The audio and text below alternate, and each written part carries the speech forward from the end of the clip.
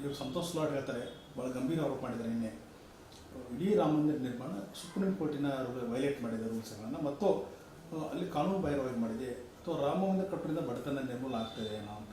ನೋಡಿ, ಒಂದು ಈಗ ರಾಮ ಮಂದಿರ ಯಾವ ಜಾಗದಲ್ಲಿ ಆಗಬೇಕು ಅಂತ ಆಗಿಲ್ಲ ಅನ್ನುವಂಥದ್ದು ಡಿಸ್ಪ್ಯೂಟ್ ಅನ್ನುವಂಥ ಪ್ರಶ್ನೆ ಇಲ್ಲ.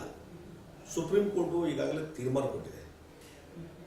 ಯಾವ ಜಾಗದಲ್ಲಿ ಜಾಗ ಏನು ಅಲೋಟ್ ಮಾಡಿತ್ತು ಆ ಜಾಗದಲ್ಲಿ ಹಿಂದೆ ಮಸೀದಿ ಇತ್ತು, ಆ ಮಸೀದಿ ಅಲ್ಲಿದ್ದಂಥ ರಾಮ ಮಂದಿರವನ್ನು ಕೆಲವು ಮಸೀದಿ ಕಟ್ಟಲಾಗಿತ್ತು. ಹೀಗಾಗಿ ಅದೇ ಸ್ಥಳದಲ್ಲಿ ಆಗಬೇಕನ್ನುವಂಥ ಏನೊಂದು ಕೆಲವು ಹೋರಾಟ ಮಾಡಿದ್ರು, ಕಾನೂನು ಹೋರಾಟ.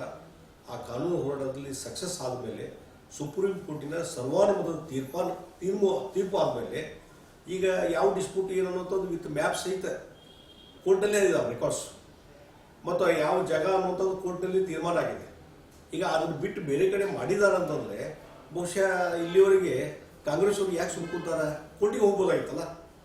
ಇಲ್ಲೇ ಸುಮ್ಮನೆ 108 ಅಲಿಗೇಷನ್ ಮಾಡುವಂಥದ್ದು ಮತ್ತು ಅಲ್ಲಿ ಹಾಗಿಲ್ಲ ಹೀಗಿಲ್ಲ ಅನ್ನುವಂಥದ್ದು ಬದಲಿ ಕೋರ್ಟಿಗೆ ಅಪ್ರೋಚ್ ಆಗ್ಬೋದಾಯ್ತಲ್ಲ, ಸುಪ್ರೀಂ ಕೋರ್ಟಿಗೆ.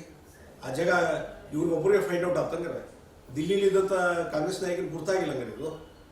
ಮತ್ತು ಬೇರೆ ರೀತಿ ಕಾನೂನು ಹೋರಾಟ ಮಾಡತಕ್ಕಂಥವ್ರು ಯಾರಿದ್ದಾರೆ ಅವ್ರಿಗೆ ಇದು ಗುರ್ತಾಗಿಲ್ಲ.